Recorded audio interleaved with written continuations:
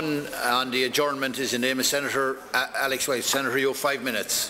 Thank you, O'Cahirlig, and thank you for affording me the opportunity to raise this issue on the adjournment. It relates to two combined schools on the same site, but the two schools in Knocklyon here in Dublin, St Colmcille Senior School and St Colmcille's Junior School. Highly successful schools, O'Cahirlig, with exceptional input from their staff and indeed students with a marvellous level of respect and support in the community in that area. But the difficulty is this, that the school has applied some considerable period ago for planning permission in relation to their accommodation, their plan for extended accommodation, and the Minister has not seen fit as yet to allow that, or at least I should say that the school wishes to apply for planning permission, and the Minister so far has not seen fit to permit the school to proceed with that particular application. I should say, O'Cahirlig, that in these schools there are 500 pupils, just under 500 pupils in prefab accommodation.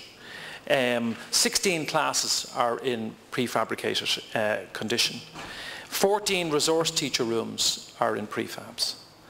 Most of these prefabs were installed 20 to 25 years ago, so they're naturally enough in very poor condition.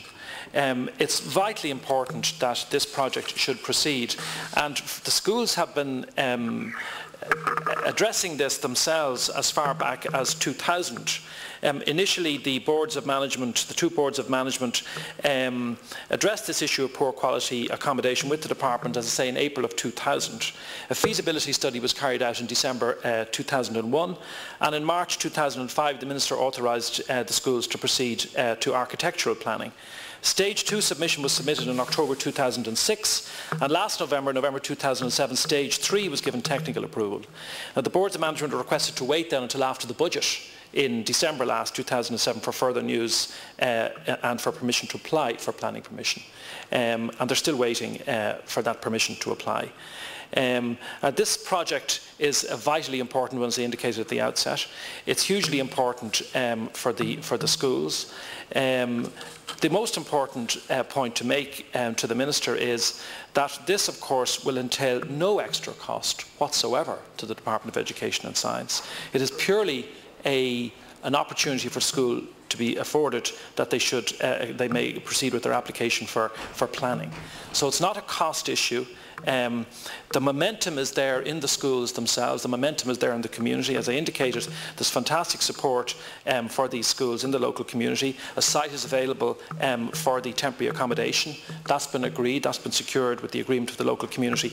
All that requires to be done is that the school will be given the OK to proceed to apply for planning permission.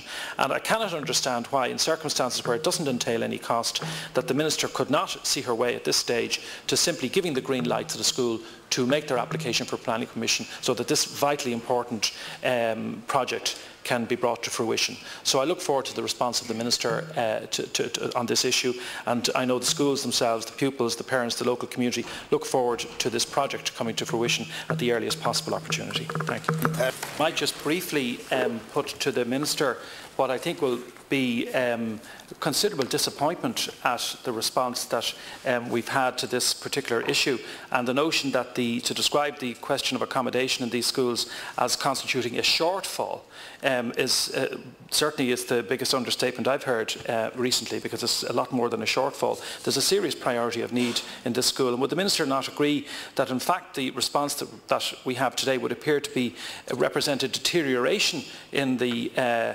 situation in terms of any prospects that the school would have for any action?